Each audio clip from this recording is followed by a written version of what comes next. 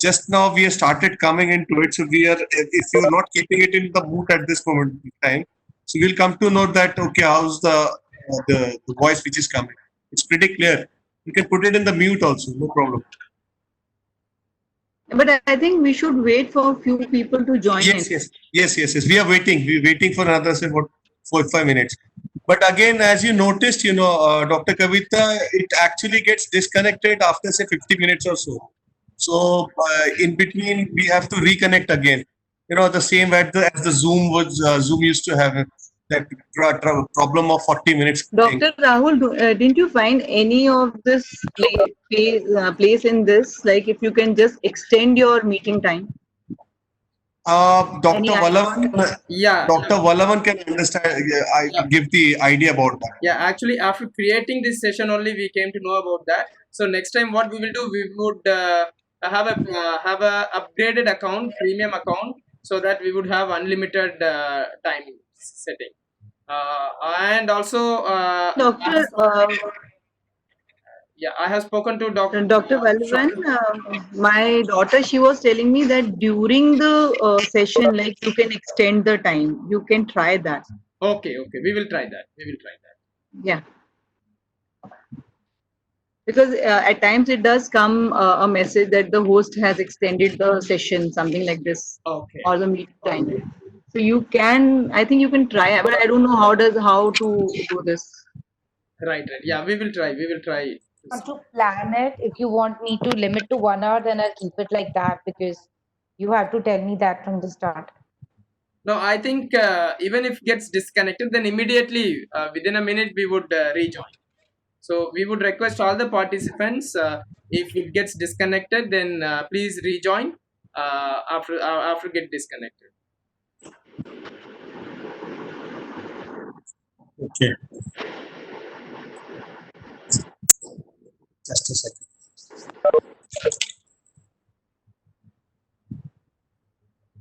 Dr. Geeta Mongia is there, and let's wait for a few more minutes for Dr. K. Chauhan, and then once he joins, then we can formally start.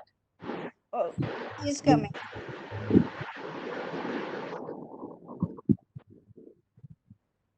So, just Dr. Vallavan, let me know at what time we could say about to start. I think 4, 5 or so. Let's see.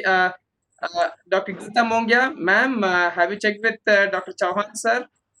Does he have any problem in joining?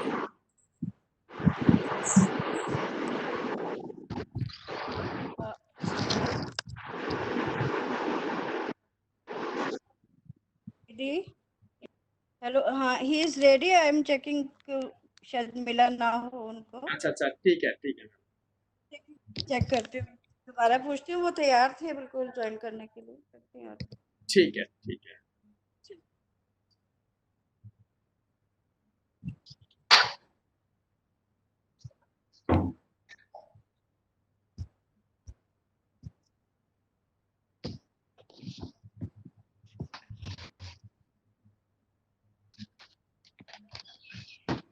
So, Dr. Geeta Arora, in the meanwhile, till the time Dr. Sab joins, VK Chauhan sir joins, can you please share your experience with NHMA in the last few occasions where you have presented being a speaker? Yes, I've always loved to come there, and the best part, what I like about NFMC is that people are really open to different ideas and they have something to share. So whenever I go back, I always have something to take back home. So that's what I really like about because that's the whole idea. You want to learn it every step. So that's what I like about it. People are very open to ideas and they have always something to give. So that's what I love about it. I think we have been doing it together for a few years now, isn't it? First we did in your institute, then this is the second webinar.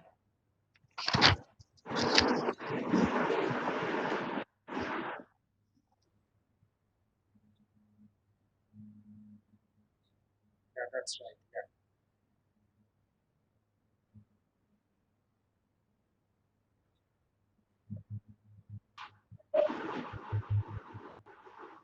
Yeah, Dr. Rahul, can you just go back and give what all we have learned in the last couple of decades or so? For the last 1 decade, I think from 2009 onwards, we have been very active. 8 or 9.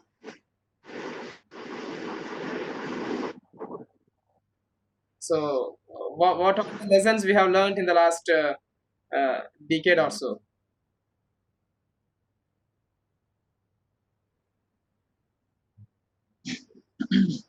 We have kept on learning new things about it.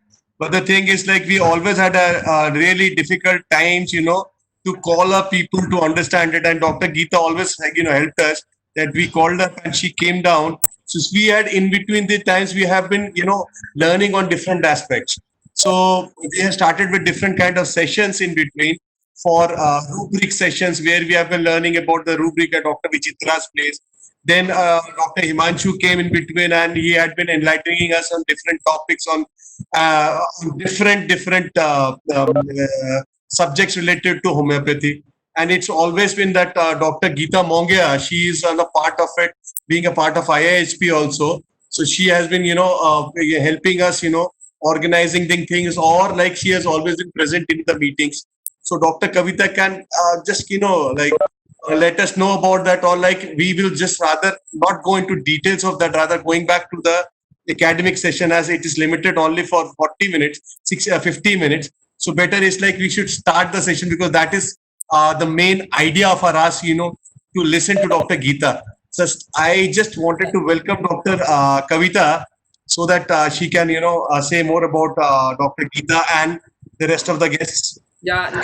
So now our honorable Dr. V.K. Chauhan sir also has joined. So let us welcome him. Okay. And Dr. Kavita, you can formally start. Okay, thank you, Dr. Vallavan and Dr. Rahul. I'll start off with it. A very good afternoon to all the doctors. Today, we are here to continue with our second webinar, and this CME is in association with IIHP, that is Indian Institute of Homeopathic Physician and Noida Homeopathic Medical Association. I think most of us are aware of NHMA, but those who are not new to NHMA, I'll let you know a bit about our Noida Homeopathic Doctors. This association has been functioning for about 2 decades and is regularly conducting monthly CME programs on different topics, both physically and digitally. Apart from this, NHMA has been regularly organizing camps in and around Noida, and in order to create the awareness and popularize homeopathy and to extend the help in homeopathy to the needy ones. I'll say a few words for IIHP, which is a national organization. It has its branches in many states. It has been grown and nurtured by many stalwarts, homeopaths of Delhi and other states. Professor Dr. V.K. Chauhan is the president of Delhi State Branch IIHP, and he is with us today. A few things about Dr. Chauhan. He was a teacher at Anatomy Department in NHMC, that is Nehru Homeopathic Medical College, and was a vice principal of NHMC. He was also a principal in SHMC and had rendered immense services to the development of homeopathy. He is a member of governing body in the Central Council for Research in Homeopathy, and we welcome you, sir, to this webinar. We have Dr. Geeta Rani Arora, our speaker for today. She is a certified GMP consultant. She has continued her work in research and development along with her clinical practice. Ma'am was a part of our previous seminar on psoriasis. We are very happy to welcome you, ma'am, once again. And finally, I welcome two of the strong pillars of NHMA, Dr. Rahul Tiwari, our moderator for today's webinar, and Dr. Vallavan, who has always helped us put this event together and is managing the show on technical front today also. So I hand over to Dr. Rahul. Dr. Rahul. Thank you, Dr. Kavita. In a very brief words, you have expressed everything about NHMA as well as the IIHP thing. I really welcome Dr. Chauhan, sir, who's here with us. For the last time, it is because of the association of IIHP that we really get the privilege to be him with in our this meeting also. So rather wasting our time on other things, it's better we should start our this program now. I just request Dr. Geeta, if you can start your this speech at this moment of time, it'll be great for us. Dr. Rahul, sorry to interrupt. Okay. Dr. Chauhan Saab's special address. We are Okay, waiting okay, here. okay. I thought might be Dr. Geeta in between. Okay, I'll request Dr. VK Chauhan to start. To say something about yourself and about the IHP. What I feel, am I audible to you? It's not audible. No, you're not audible, sir. Not audible. It's audible now. Audible now. Okay. It's less. So the volume is very low. Volume is very low. Now is it okay? Yes, sir. No, it's lesser. It's slightly better. Okay. So what I feel that it is a great opportunity that both the organizations have to host this particular occasion, and most of the things have been already said. I think it will be much wasting of time if I keep on repeating the things.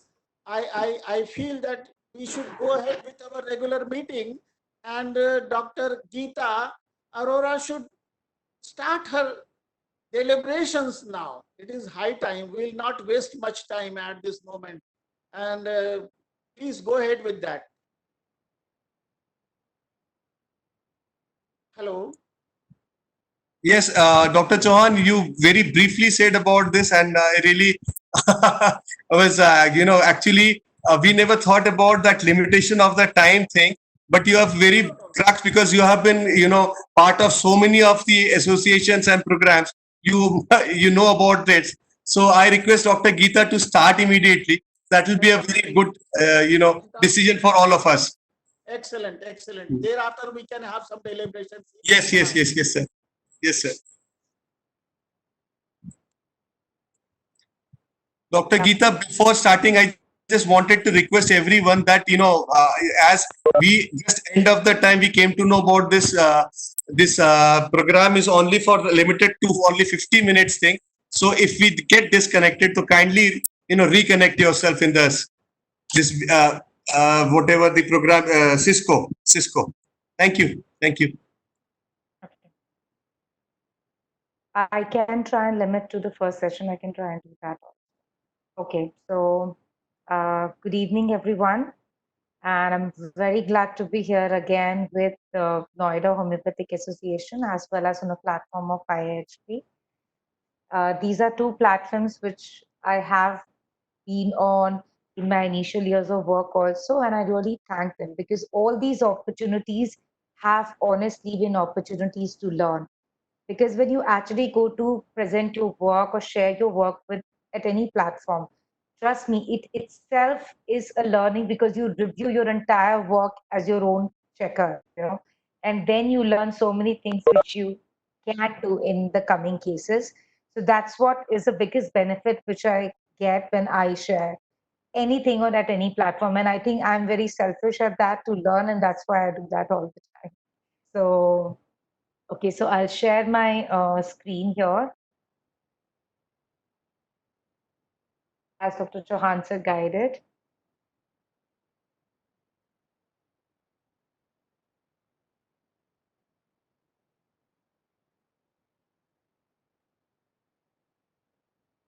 Okay. So as we all know, the topic which I'm going to take up today, Dr. Rahul, am I audible clearly? Is there any? Yes, you are audible. So, why I put myself in the mute because sometimes because there is a kind of a distraction in the volume part. So that is the reason I put myself in the mute. Done. Okay. So the topic for the day today is anxiety and its role of homeopathy. So this is one topic I feel where homeopaths have a role to play, definitely in the clinical practice. And I'm sure a lot of them are already treating these cases.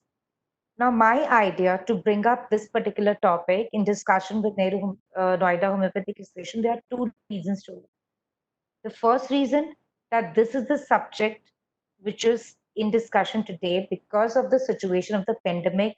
A lot of anxiety cases are coming to homeopathic practitioners also. A lot of counselors are extremely busy at this hour. I know a group of counselors who are busy 18 to 19 hours a day just dealing with people who are having all these anxieties due to the pandemic situation. Because we all know that this is a situation which is once in a lifetime for all of us. Nobody is seeing such a grave situation. So, firstly, we have people coming up with acute anxiety, and also there are people who already have anxiety. Their anxiety has got aggravated. They have one is aggravated, another is those who have never given attention to their anxiety because they were so busy in their life otherwise, have to give time to it now and have to attend to this particular concern. And my third reason or second reason for touching this particular topic is because I feel that homeopathy has a role in it. A lot of people are treating it, but we are not evidencing it, but we are not documenting it. So my main idea is to discuss how we can evidence, how we can document it. So I'll share my little experience, and that's my only intention, not to really show what I'm doing, but to share with you which you can actually implement because you all are also treating all these cases. The evaluation part is what I'm going to emphasize on. So, as we all know, what exactly is anxiety? Anxiety, as I was discussing with Dr. Chauhan last evening, we had a discussion before we went for this, and so beautifully, Sir guided me on this that anxiety is something which starts the moment you are born.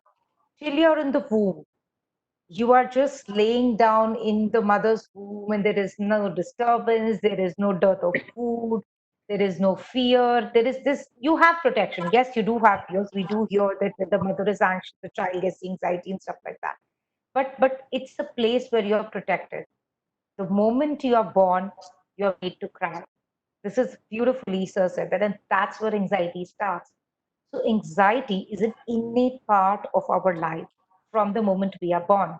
But it's a protective mechanism. It's a mechanism how we bring success to our platform, how we succeed in whatever we wanted to do. We achieve what we want to do. If we don't have anxious, we're just lying down, laid back.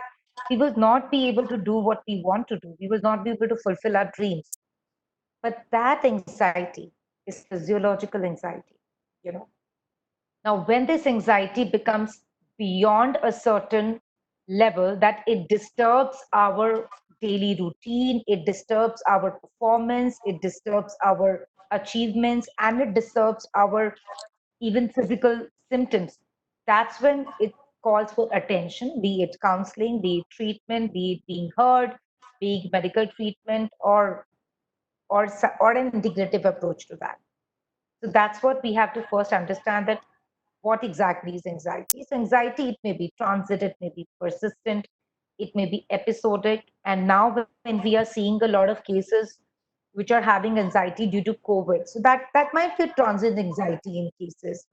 And so these symptoms can be, the anxiety can present as physical symptoms, as emotional symptoms, as somatic symptoms, as we all know. Now, also, as we were discussing with Dr. Chauhan last evening, he said that the main reason of anxiety has been very beautifully explained by fluid psychology. And when I went back to see what he said, in the initial phase of his life, when Sigmund talked about anxiety, he related it that anxiety arises from transformation of accumulation tension. That was his initial time of when he was writing his books on psychology. That's what he said. That was in 1890s. He said that anxiety, he didn't consider it related to the thoughts or ideas. He observed that it was closely linked to sexuality. If you see in his initial work, he's related everything to the sexual part. So he said it is a sexual excitation that has been transformed. At that time, he thought that. Later on, when he moved further in his life, he did more research, he gave more concepts. Then he said, then he gave a second concept to it. He said that it arises of libido by the process of repression. That whenever there is repression of sexual thoughts, that's when the anxiety arises. This was the second phase. Then later in the late 1920s, he became to introduce a new, a very different theory of anxiety. He said that the primary automatic anxiety was triggered by a traumatic situation in which the helpless ego is overwhelmed. He said then there is a signal anxiety which can be activated in the ego response to situations of danger and the kind of warning and traumatic situations. So he clarified, or then he gave the concept rather, that anxiety is a defense mechanism which saves us, which protects us from the difficult situation. It helps the body gather all these strength and deal with it. So a lot of times we have anxiety for exams, we have anxiety before we go for an interview, we have anxiety when we have to go to school. If you read the basic book of psychology, I think there are about 20 to 25 situations. I'm not remembering the exact count. This is what we read when we were in college, that they are the situation when a person is bound to have anxiety, and that includes childbirth, that includes going to school for the first time. So even a small child is expected to have that kind of an anxiety. Change of school, break in a relationship, result, marriage, childbirth. So, so many situations have been recognized, which otherwise we consider as normal life, that they are the situation one has to be only happy about. But as per psychology, these are all situations when anxiety can get triggered. So we have to know all that. So then he said that as he said that these dangerous situations basically give rise to all these anxieties. So his concept of ID, ego, and superego, he's related to it that there is some anxiety which is a realistic anxiety or an anticipation anxiety, which we talked about. For example, when there is an exam, you're bound to have an anxiety. There is an interview, they're bound to get an anxiety. But if that anxiety is so much that you start setting so much, you start palpitation so much that you're not even able to write what you learn. So that's when you can call that it's a pathological anxiety and it will need attention. So similarly, you can go and read more about this to understand more. I think I won't be a very right person to talk more into his concepts, and maybe somebody like Dr. Chauhan or somebody who's a psychologist can talk more about it. But this is one way to understand what is normal, what is abnormal, and that's how you can identify in your patients. For example, when I see a lot of cases, there are 50% of the cases which come to me for anxiety, but rest 50% of the cases have not come to me for anxiety. They have come to me for other symptoms. For example, gastric symptoms, respiratory symptoms, skin allergy. And when I take the history, I identify that all this has been triggered by subconscious stress or anxiety, which is underlying. And then we evaluate that patient on the scales, which I'm going to talk about. So when we treat them with the totality remedies, their somatic symptoms get better, but we don't just say that we have treated his acidity or we treated his urticaria. We evaluate the patient again on the scale. And that's how we evidence that his anxiety has got better. So we also need to learn how to diagnose a case of anxiety when it doesn't come to you for anxiety. You have to guide the patient that you have anxiety. So now in as epidemiology, I'll briefly touch these aspects, that 1/3 of the population is affected by an anxiety disorder during their lifetime. This is a huge number if you see. So, and women are more prone to have anxiety as compared to men. That's what the data says. We don't know whether this is due to the circumstances, how usually women are brought up, or like, for example, we live in a male dominating society. That's a fact of life, especially when we talk about Asian countries. So if that is the reason, or I feel that is the main reason to it, or there are so many prejudices, I would say, we all live with, that women can cry and you're not supposed to talk when something happens in the family. All these prejudices also contribute a lot to giving rise of these disorders. So what are the risk factors for having an anxiety? Yes, if you have a temperamental behavioral inhibition is there. For example, the child has been brought up in a very over disciplined environment, or there is too much of parental control, or also there are genetic factors which play a role. There are a lot of cases of anxiety where I see that parents have a history of depression, or sometimes in grandparents there is a history of depression, and you see such cases, or there has been a situation where the parental discord has been there, or the school child has been bullied a lot.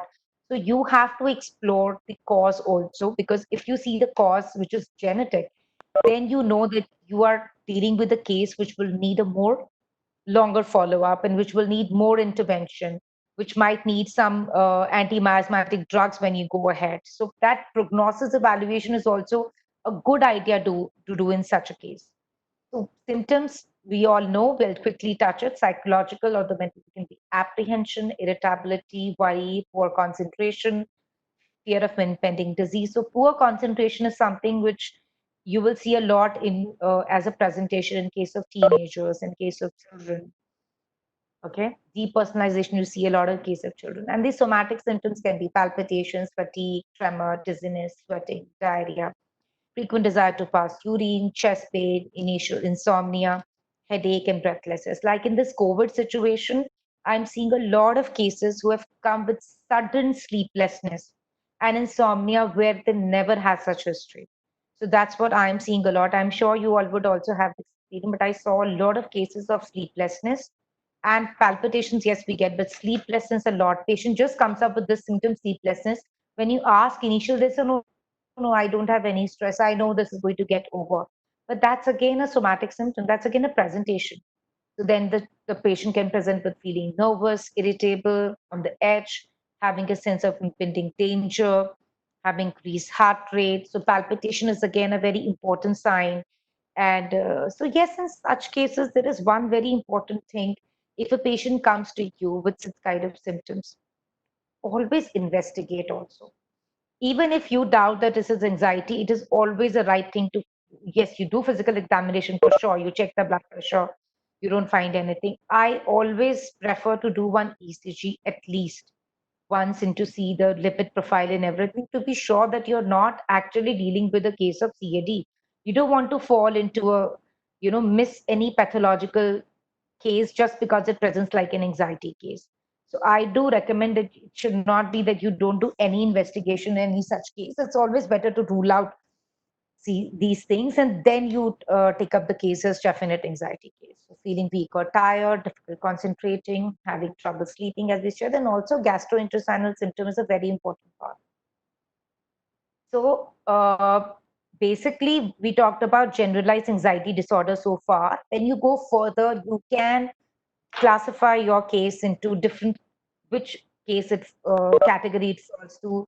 It can be anxiety separation disorder, it can be mutism, it can be phobias, it can be social anxiety disorder, panic disorder.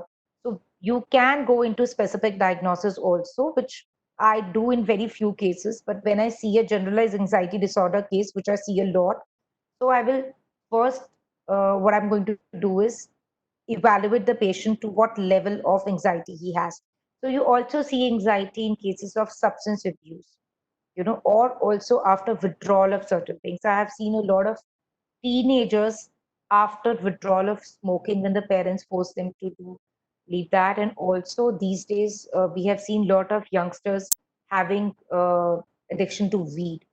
But yes, a lot of kids take an effort to stop that. And I've seen a lot of cases of anxiety coming when they try to leave weed. I have few cases of that kind also going on. So there also you need to really, all these cases sometimes need an integrative approach of a homeopath and as well as a counselor. So that also you can decide when you evaluate the patient on the basis of a scale. I will quickly run through the main features of three types of anxiety, which we have talked about: the phobia anxiety, panic disorder, and generalized. Now, the occurrence of a phobic anxiety disorder, we all have to know, is will always be a situational. That when you reach such a situation, then you get that anxiety. A generalized anxiety disorder will be persistent. Panic disorder will be paroxysmal. Suddenly, it is just coming, something is triggering it. Behavior, it can be avoided in phobic. In generalized anxiety disorder, any agitation can trigger it. And in panic disorder, patients usually try to escape that. And the fear of situation is there in phobic disorders, fear of symptoms is there in panic disorders, and in generalized, you have a lot of worry. Symptoms in phobic, as we all understand, will only be on exposure. In panic, it can be episodic or at a routine time or regular. And in GAD, it will be usually persistent. So the diagnosis you can do on the basis of a clinical history. And whenever you have a diagnosis of panic disorder suspected, you can basically sometimes you can try to do patient hyper. This is a way it has been defined in a medicine book. You try to ask the patient to hyperventilate for 1 or 2 minutes and observe what happens. But that is not the usual method I use. I usually scales to evaluate the patients for the level and type of anxiety. I use BDI in cases where I have see depression as coming as a main symptom. I use BAI as my scale in cases of Beck's anxiety inventory. This is a scale which is freely available on net, and it is a copyright free. You can use it. So we use it for all the patients with come. In my earlier practice, I was only getting my patients evaluated by a counselor who comes to my clinic. But now, since the counselor is not readily available, we have started evaluating the patients ourselves. And I think it is very, very doable because it's a self evaluation. You just have to give the form to the patient, let him or her sit independently alone without your intervention or any of your staff's intervention for 5 minutes, and they can fill the form. And you bring them back and you do the total count, and you know what level the patient is at. So there are other scales also which I'm discussing here. DAS 21 also was also a scale which I was using a lot earlier. Now I'm sticking to BI. You can have a look at these forms and you can see whichever suits you well. Hamilton Anxiety Rating Scale is also a very good scale. We are using BAI right now because we find it most convenient and most easy with the limited staff, to be honest. But you can explore all these forms and try to use it. So with differential anxiety, yes, as I said, you should always evaluate a patient if patient has somatic symptoms. You have to be sure that you are not missing any pathological condition like hyperthyroidism, or you're not missing any arrhythmia. You should always examine the patient's CVS. You have to see how's his heart rate. You have to check his chest. All these things have to be very, very, as I said, I have seen cases of withdrawal of weed in teenagers having all these symptoms. So unless you really know that the patient is on withdrawal, you can't counsel the patient that what all he needs to do in such cases. So all these ruling out and reaching the correct diagnosis is very, very important. So in the treatment part, in conventional therapy, you give antidepressants are given, anti-anxiety drugs are given, and a 3-week follow-up is usually suggested. In counseling, you can also include CBT, you can increase relaxation. I use counseling only in cases where the scale is above the moderate anxiety, where the case is a severe anxiety case, and also only with the patient's acceptance to it. I always advise whenever this is a case of severe anxiety, but I would just like to share one experience. It is this I'm sharing my experience because I would like to have your opinion on that. That I, in my initial earlier days, I used to use suggest counseling at the very initial stage when I would start the treatment. And what I found, I don't know why it happened, but it happened that most of those patients dropped out of treatment or at least counseling. The reason is that many times patients do not want to go to the counselor because of the stigma attached in our country, which is a very, very sad situation. Because when the patient is coming to you, he's believing that it is for his physical symptoms. And anxiety is sometimes you only identify. But in cases where I started the counseling after 1 month of treatment, where the scale had already got better, there was no dropout. So there is something which your homeopathic medicine is doing to bring the anxiety down, making the patient more receptive to treatments. And after that time, I have always referred the patient only once the scale or his anxiety score is little better and he's more receptive to go to a counselor. Initial stages, whenever I suggested most of the cases, many of those cases, they stopped the treatment. They said, no, we don't want to go for counseling, or they said that, no, we don't even want to take treatment. So not all the cases were such, but few cases I saw. So after that, I've started with homeopathy first. And if it's a severe anxiety, then I suggest counseling. And in other cases, we don't even need counseling if it's a case of a moderate anxiety. Homeopathic medicine can do the wonders. So some medicines we all know are helpful for the acute anxiety. And Here, I just wanted to interrupt you for a minute, Dr. Saab. It is yes, become a stigma yes, in nowadays. Like if you just ask anyone, to go in for a opinion with the counselor, they always take it in a negative direction that might be I am having a psychiatric problem or something like that. So you're you right. really rightly suggested that initially, if it is possible, and then going for it, because there are a lot of doctors who are there in this moment of time. It might be it miss out of their mind, what you suggested. So I thought of pointing it out. Thank you, Doctor Sir. You please carry on. Yes, I completely agree. That you have to very tactfully refer the patient when you're referring to a counselor. You have to guide them very properly, that why you're referring to a counselor. I usually tell them that now you're in a better emotional state, and the counselor is going to guide you, give you steps how to handle when you get those acute anxiety episodes. They're going to give you a few tips, and that's what my usual counselor does. So you just tell them this is going to be an aid and you are really better, and you have to tell the importance of counseling. You're absolutely right in picking that point up. So I will not go into the drugs right now, because so I will just go quickly through cases because I'm just looking at the time. Okay. So this is one very interesting case which has come to me. Like I'm seeing, as I said, I'm seeing a lot of cases of acute anxiety, and especially coming with sleeplessness. I would like to know others' experience also, if they can write in the chat box, that a lot of people are coming with sleeplessness as a first symptom which they tell me. Okay. Yes, when you inquire, you get more symptoms. You get they're having palpitations, they have fears, but initially they will accept that they have. Yesterday itself, I got a case of sleeplessness. Had actually not slept for 3 days, and she was awake even throughout the day. And her eyes were like looking, because nowadays we are all are doing just teleconsultation. It's full of sleep, and I'm so glad today morning she messaged me that she slept at 3 o'clock at night and she got up at 9. I called her before I messaged her and asked her. She just got the remedy yesterday and she slept tonight for 6 hours. So I'm happy with that kind of a response. Okay, this is the first case which came to me on 27th June. Why I've taken this recent cases, we have to understand that we cannot always tell the patient that you have to wait for weeks or months if it is an acute problem. Now, she has a sleeplessness issue only since 6 weeks. She has anxiety, and in fact, she was referred to me by a lady whose daughter we were treating for upper respiratory tract infections. She said, "Yes, I do have sleeplessness. I'm not able to sleep." I asked her what happened. She said, "I'm just feeling so low. I don't want to eat food. Food is just I have to force myself down." And I said that is her husband is actually has a huge lab of these pathological testing. So he has about 50 people working under him.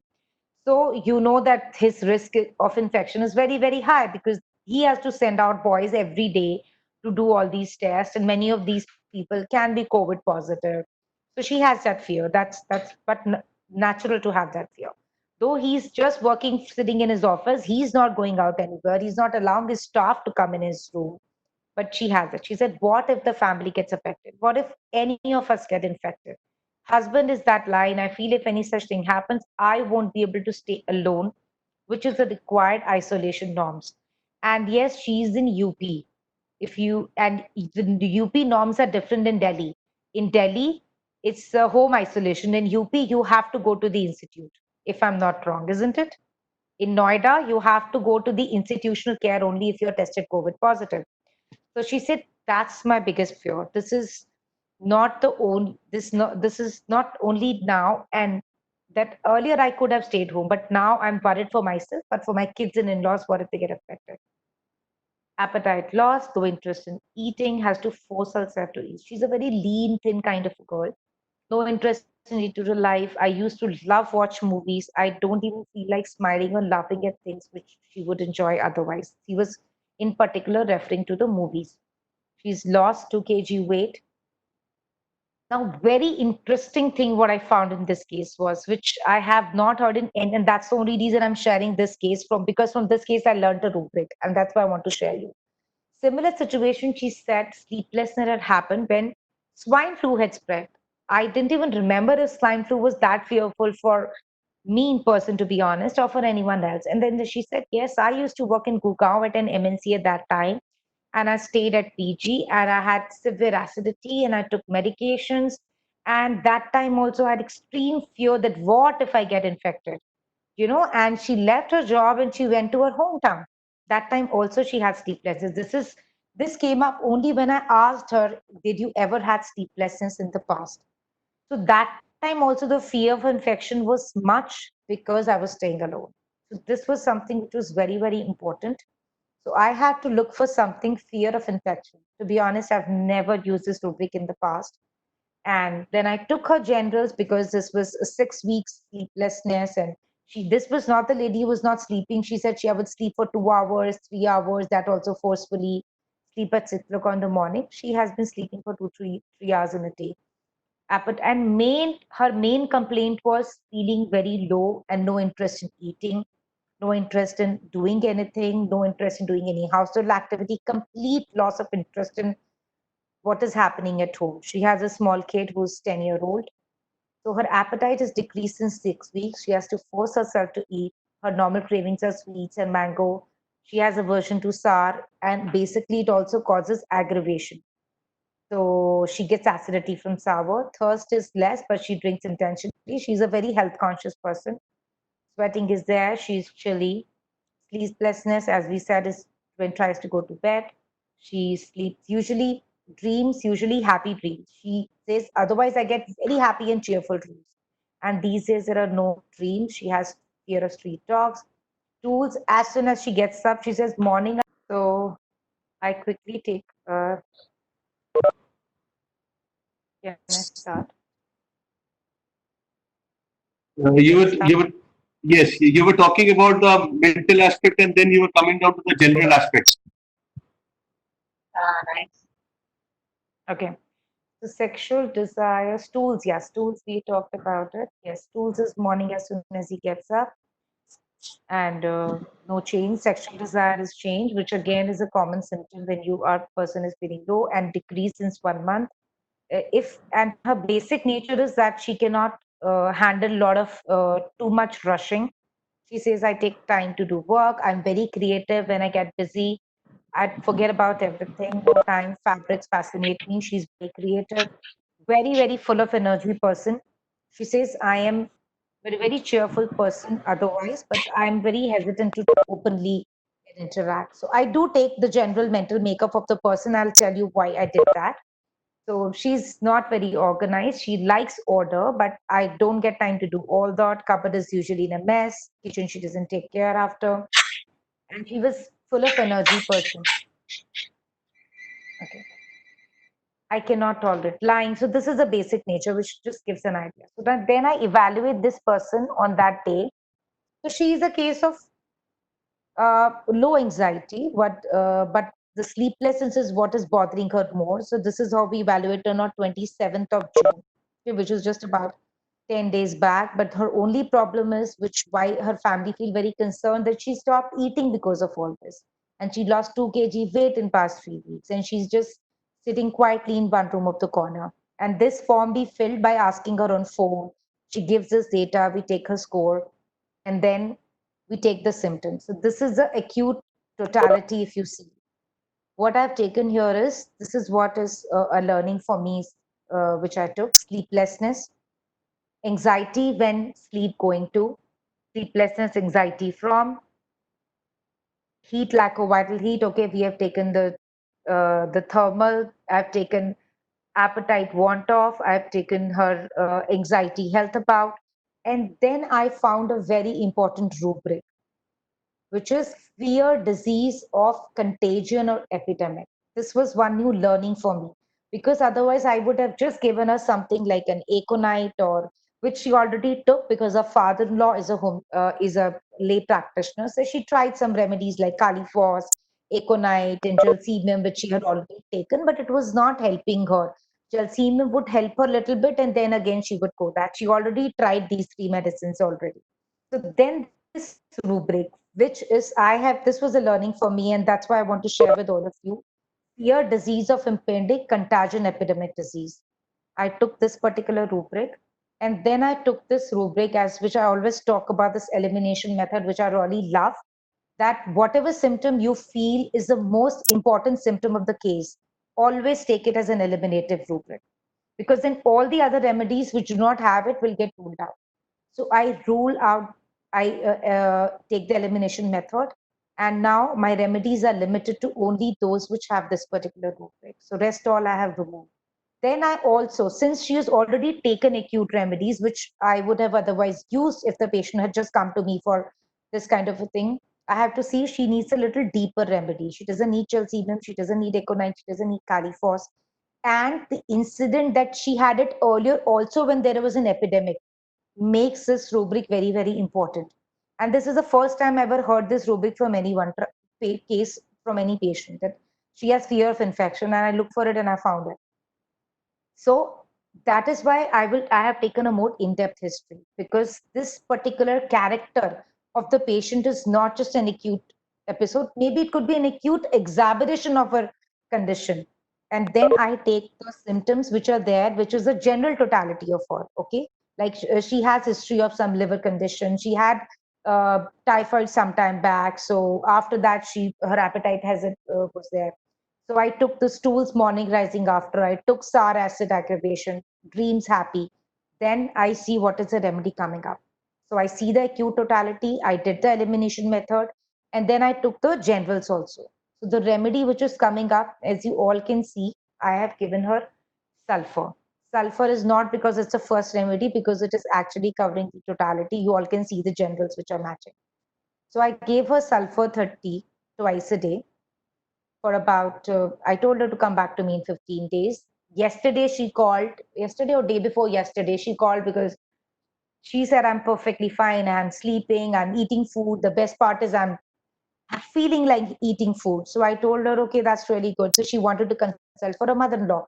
So I thought, why not take an evaluation? Usually I don't take BAI before 3 weeks or 4 weeks because I don't expect it to just go away. But we took her BAI. And this time she filled it online. She filled it herself, because last time we had taken the data and phone. I asked my assistant to fill it.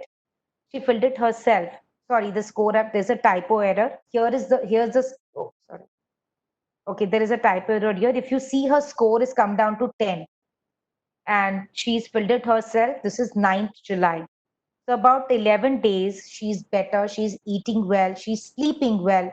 So you can attend to such acute episodes also without resorting the patient to a case of a sleeping medicine or acute remedy. And if you have to identify whether this is an acute case or whether this is a acute exacerbation of the chronic case. So this is one rubric which I learned. And yes, and this is not a case which is very severe anxiety. I agree with that. This is just a case of a very low level anxiety where actually her sister-in-law, who's herself a doctor, was trying to counsel her since such a long time. Her parents were counseling her. She was using acute remedies. So all that was happening, but that was not happening. So it needed some homeopathic intervention. I don't think she will need medicine for more than 2 to 3 weeks from me. And that's what I told her.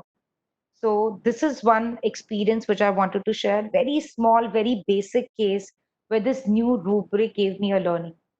Now, this particular rubric has only 7 to 9 remedies.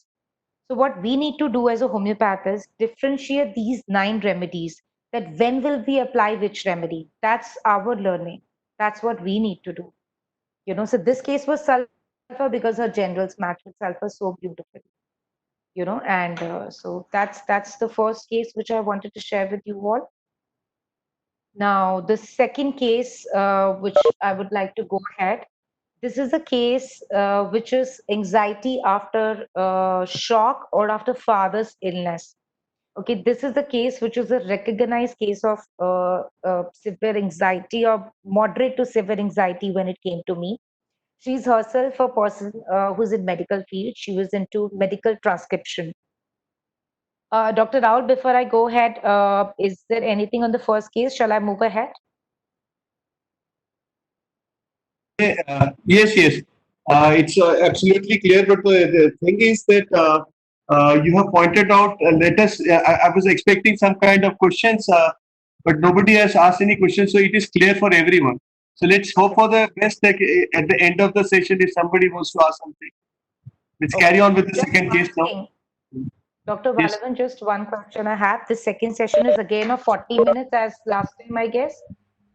Yes, no, 50 Oh, minutes. It's 50 minutes. 50 minutes. Okay, so can you tell me when did we start? We Because I started don't at want it to end abruptly. we started at 4:41, so up to 5:31 we can do that. Our time is up to 5:30. 5:30. Okay, so I'll wind up at 5:15 because I would like Dr. Chauhan also to talk. Yes. Sure, Okay. Yes. sure. Okay, so the second case is a case which was an anxiety after an incident, which the patient calls it a shock. So I have given that word to it. It is after his father's illness. Okay, this is a lady who's 38, I think, year old lady, and she has her father staying with her because they are two sisters, and she's taken the responsibility of her father, which is very positive. She takes a lot of responsibility of her family. Her mother is no more there. She passed away a few years back. But she herself comes and tells me she's weeping when she enters the clinic. She says, and she's into medical writing. So she has a lot of, she knows a lot of medicine. She tells me that this was my diagnosis. I did TMT, I did this, I took these antidepressant drugs, and I was sleeping all the time. So she knows everything. Like she would know half of what we all know as doctors.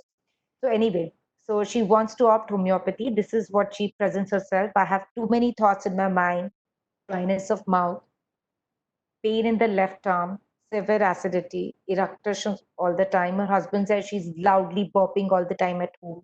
And this all was not there earlier. That's the thing. She did not have any of these somatic symptoms before this particular incident in her life. She has tightness of throat. She recognizes that this is due to stress. See, this is what is happening, but she's unable to control it. She's unable to manage it. She's weeping when she looks at her father. So I will tell you the circumstances what she was living in. She's what the word what she uses is for herself is I'm forgetting the exact word, that I am the one who's handling the entire family. I have so many people dependent on me. I have my father-in-law, I have my father, I have my husband, I have my son, and I am tying everyone with me. So I have tied everyone with me, and so her father is living with her. She's taking care of her father, his medicines, his treatment, his food, everything, and everything is going very well. A very responsible female. She was working earlier in the field of medical transcription, but then she leaves her job to take care of the house. Husband decides on that. So one sudden day, what happens that her father gets a cardiac arrest, and it's a evening. Coincidentally, her husband is at home, and when he gets his cardiac arrest, since she's read a little bit of medicine, she does the CPR. She takes his leg up so that the blood flows towards the head, and then she's able to manage all that. They push him into the van. They call the ambulance, and they take him to the hospital. He reaches the hospital, but once they reach the hospital, she says, "I'm not able to come out of the ambulance. I just had a severe attack over there." And I said, "I cannot see him in this situation." She goes back home. Her husband handles everything. And this is the time when she starts getting these attacks. She calls her sister. She tells her sister to go to the hospital.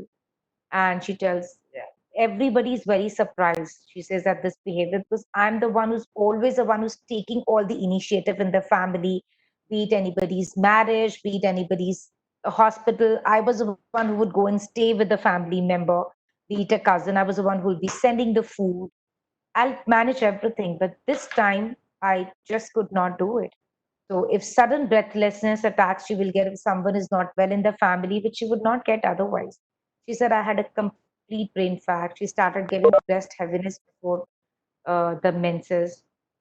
So all these things only happened after her father had this. And this time, once her father got well he was in a cardiac center.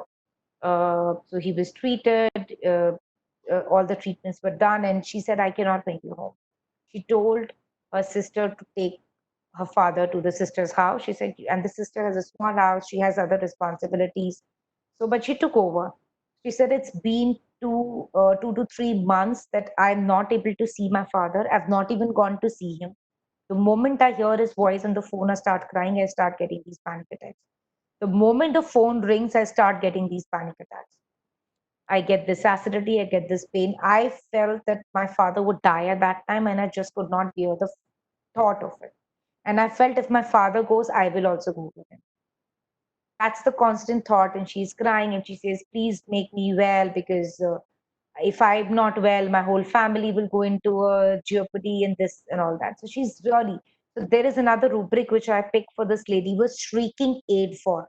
She's constantly telling me, please make me well because my family is dependent on me. You have to make me well. Shrieking aid is very important presentation of this case.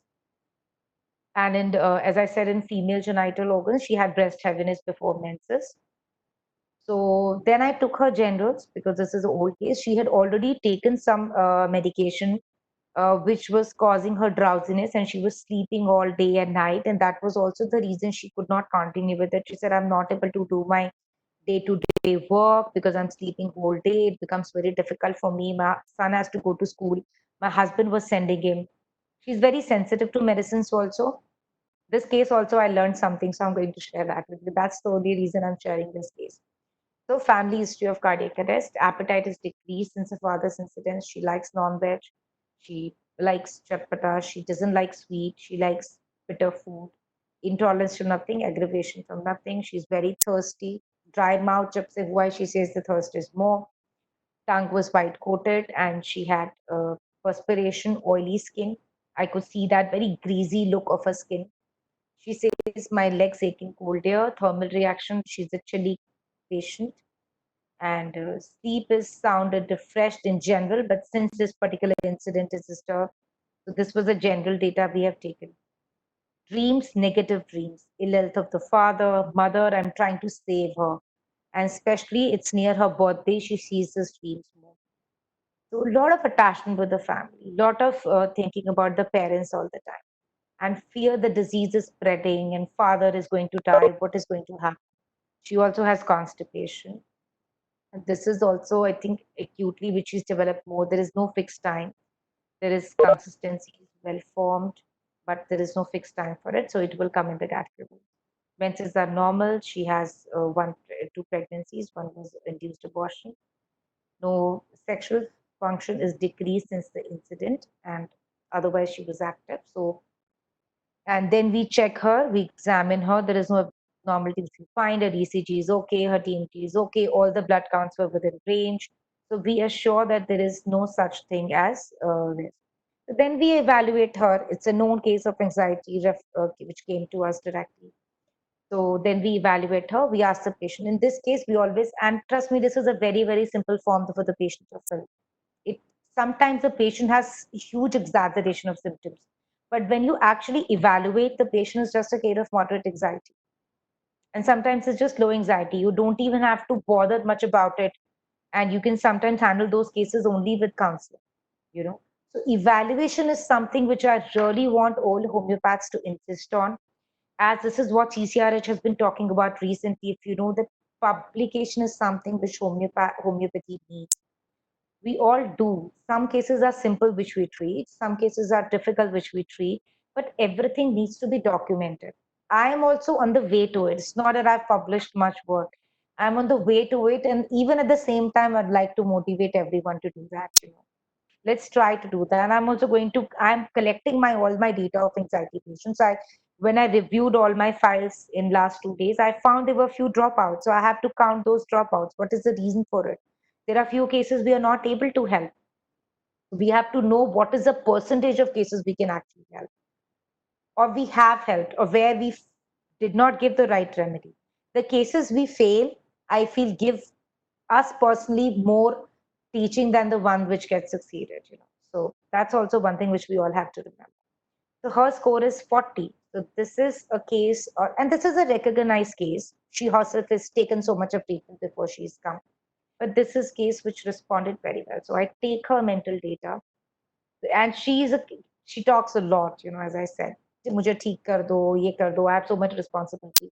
A very strong sense of responsibility this lady has. A sense of that I have to do everything. She wanted to be a doctor, by the way. And when she took up medical transcription, she feels I feel responsible for everyone. I'm the one who's handling everything. I'm very emotional and family person. I want to keep the relations, and I wanted to become a doctor, but I could not. But that knowledge, what I studied, is helping me. I feel I've achieved what I want. I don't have any guilt. Father-in-law did not accept me. With 40 days of child, he hit me. It was a love marriage, and child is okay. The child was lactose intolerant. I did everything alone with him. A lot of self-boasting, a lot of sense of responsibility, a lot of importance is given to relationships in this case. Whenever angry, I shout back, but I never hit back. She's doing her own business, which is very important for me to keep busy. So very good connect with other siblings, like with her sister, as I said, and lot of connection with her father, with her sister, with her sister-in-law. So she wants everybody to be together. She says, I am the backbone of the family. That's the word. Yes, she uses. I am the backbone of my family. If something happens to me, everything will fall down. So you have to treat. So what do I take here? In totality, I have taken all the physical symptoms: mouth dryness, extremities left arm. Okay, this is a half extremities left arm pain, eructations, greasy face, lack of vital heat. She's a chilly person. Sleep side on, constipation, and stomach anxiety, because all her symptoms are associated with her sensation of discomfort in the stomach.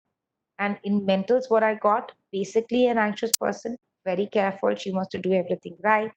Relationship, lot of sense of responsibility, anxiety about health, anxiety about family, weeping causeless. As I said, the first presentation was she was feeling fear of death of her father, fear of impending disease, dreams of dead relatives. And the first word she comes and tells me that I'm a pessimist.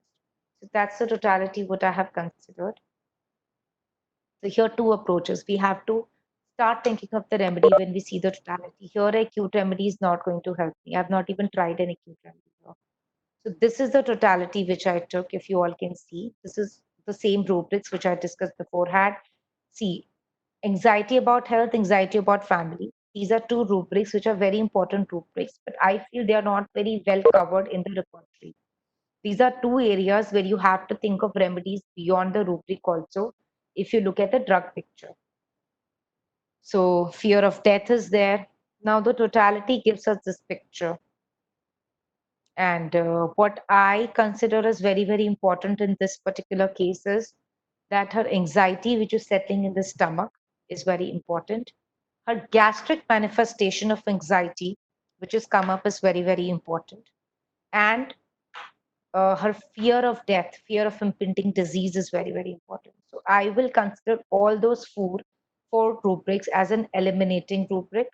Okay, I think I've not taken that sheet out. If I take the eliminating, then also my remedy, which I have. Okay, anybody would like to talk about this remedy? If you want to tell me in the chat box what remedy you think we could have thought of.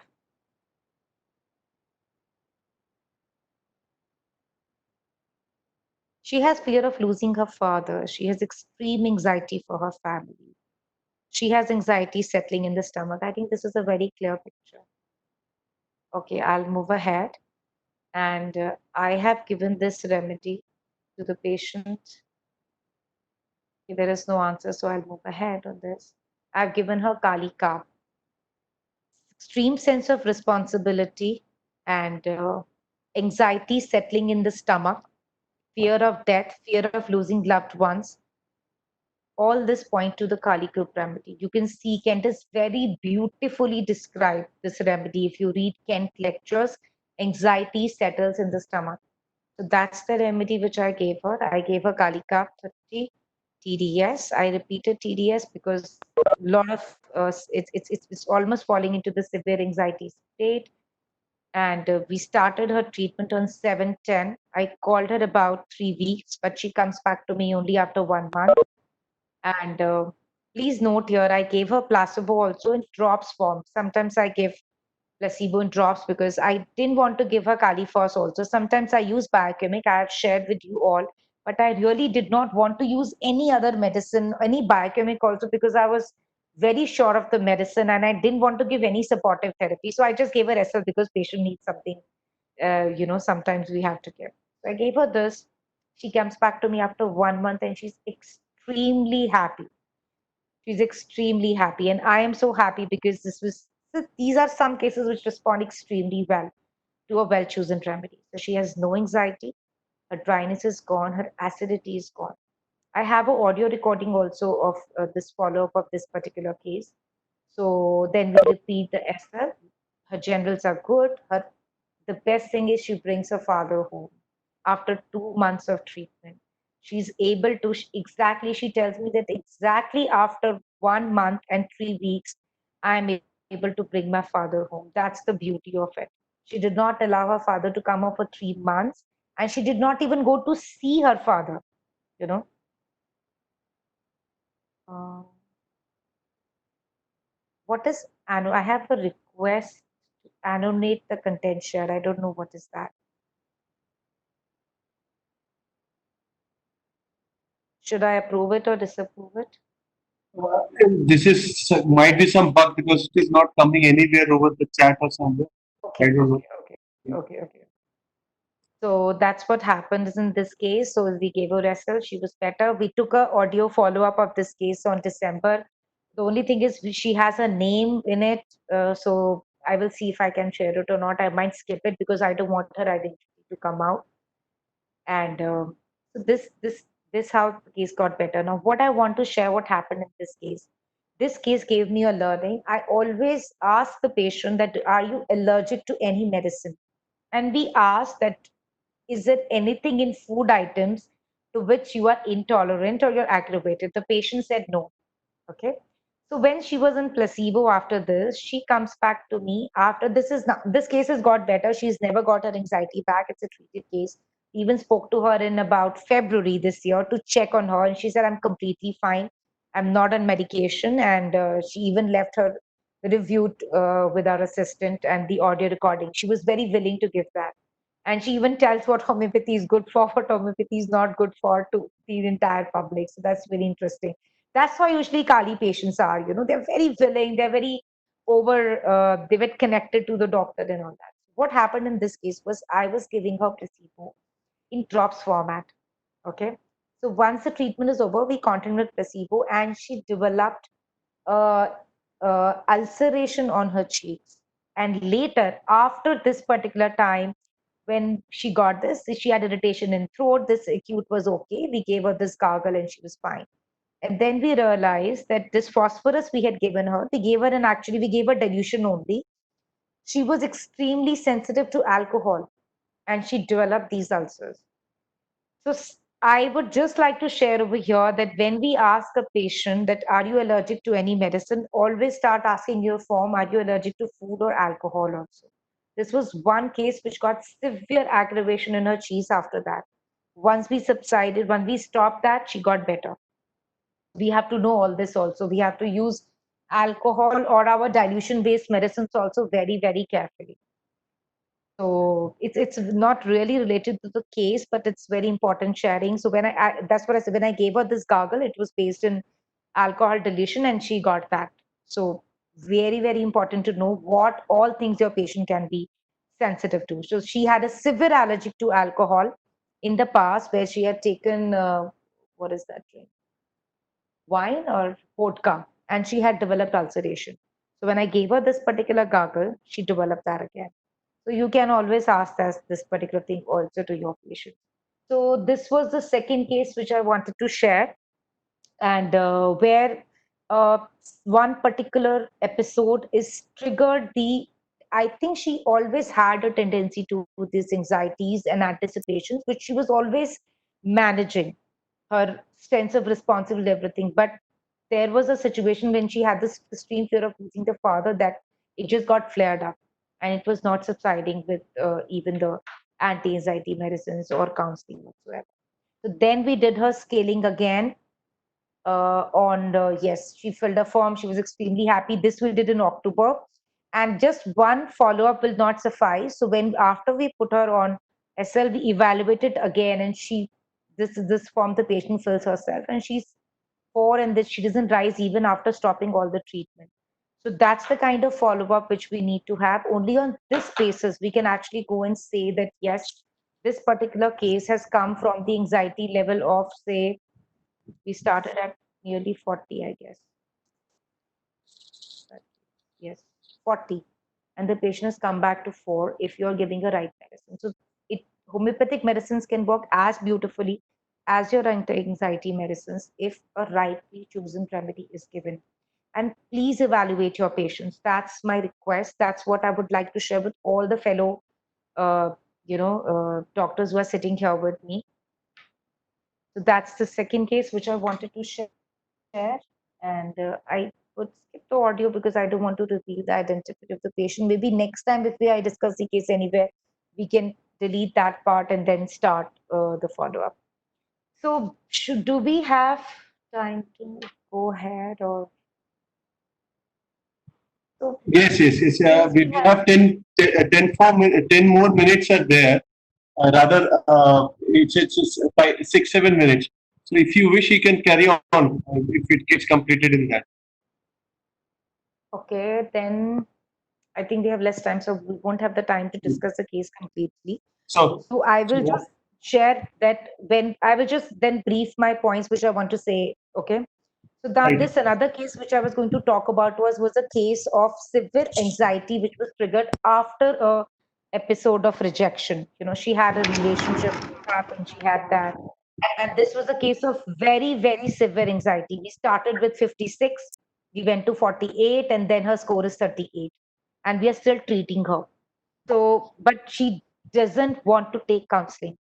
She just refuses. I've been telling her that let's take counseling side by side. She doesn't want to take. Okay, another reason for that was she was already taking counseling before she came to us. She was taking sessions with a counselor who referred her to a psychiatrist, sorry. She didn't wanted to take the drugs and that's why she opted for homeopathy.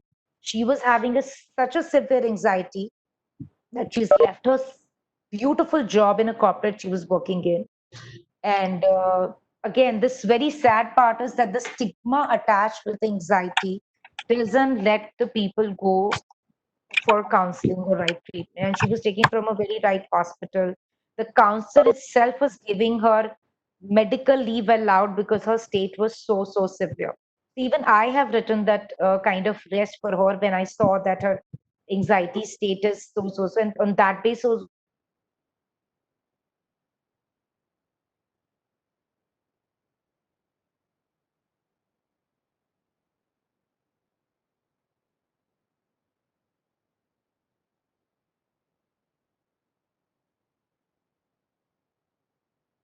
respond at all.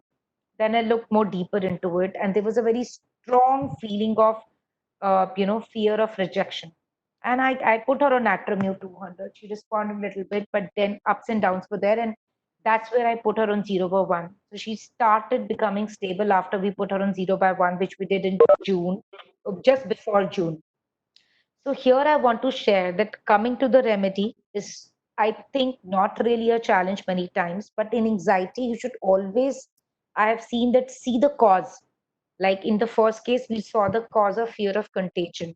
In the second case, we saw this extreme sense of responsibility and fear of losing a family member and extreme anxiety and love for family. Third, we see a case where there is fear, just a feeling of rejection and she herself says, the patient herself says, I'm not able to come out of my grief. So I did start with ignitia, I did not have, so it's a much deeper case. But what is most important over here is I'm not here to teach you remedies, because you know what, I realize that a lot of us already know the remedies. What I want to share my experience is, please start evaluating the cases, know what we are treating. Now, if a case I'm treating of a severe anxiety or a moderate anxiety, I know where I have to give counseling. I know where I have to insist counseling. I know where I can do without it. Take a detail. Wherever you see any suicidal tendency, it's a case where you should definitely add counseling. I had a case of extreme severe depression where the patient would not show this to anyone, but he had suicidal thoughts, and that was treated beautifully by Aurum. He had some shocks in his life, and he went into depression. His presentation to everyone was that he's a business tycoon, but he was having suicidal thoughts. He said, I can commit anytime. So he came out with Aurum, but I gave him counseling from day one. I insisted that you have to take it. And the counseling really helped him. So evaluating the case is very, very important. So even if you treat a simple case of anxiety, or actually I have taken 5 cases where I wanted to go from simple to severe, but due to lack of time, we can, I think, we should have, we need more time to discuss a case actually, you know. So evaluation of the case is very important, which I want to insist on. Once you're good with your repertory, finding a remedy is not difficult, but the follow-up is important. You know, you have to follow up the case. You have to know where you're heading. In case your patient is, there are cases where I don't see an improvement in the score. So then I know my remedy is not right. Even if the patient says I'm right, I ask them to fill the form, there is hardly any difference. So evaluate that. Let that be your guide and not just the patient is generally saying I'm well. And that's where we can bring some name to homeopathy, that that's what we are doing. Even if it's a simple case of depression, OCD. I have talked about the OCD forms which we can use. You can use depression scale BDI, that is very good. And for OCD also we use a scale which I think I've talked about earlier also. So use these scales is what I would like to encourage everyone. Let's go and share what we are doing with the other fraternity and get it published. That's my call for today. So okay, so we can't show much cases. Okay, this was another case of acute anxiety. So before I hand over the mic to Dr. Chauhan sir, Dr. Geeta Mungia, and Dr. Rahul, I would like a big thank you to Noida Homeopathic Medical Association, IHP. Dr. Geeta, I have, you know that I always tell her that my first seminar as a student in Delhi was that of IHP, where we came all the way rushing by a train which was late. We got down at an earlier station, took a taxi, and straight away went to the hall in Lodi Road to attend the seminar. That was my first seminar ever which I attended in Delhi. And when I got a platform at IHP after a few years, I feel so wonderful to, be there. Thank you, Dr. Chauhan. He's one teacher whom I've learned indirectly because I learned from his students. I did internship with his students, so they taught me medicine, and I used to share my experience of homeopathy from them. That's a barter system we had. So all regards to him. So I have so much regards for him in spite of I'm not his direct student, but I would love to be one. And Dr. Geeta Mongia, as I shared, I just my experience with her, Dr. Kavita, Dr. Rahul, Dr. Balaban. Dr. Balaban has been a friend for since my time where we started working in pharma. And Dr. Rahul also. I think we have since the time we first met in the Noida thing, and I think we have more to share,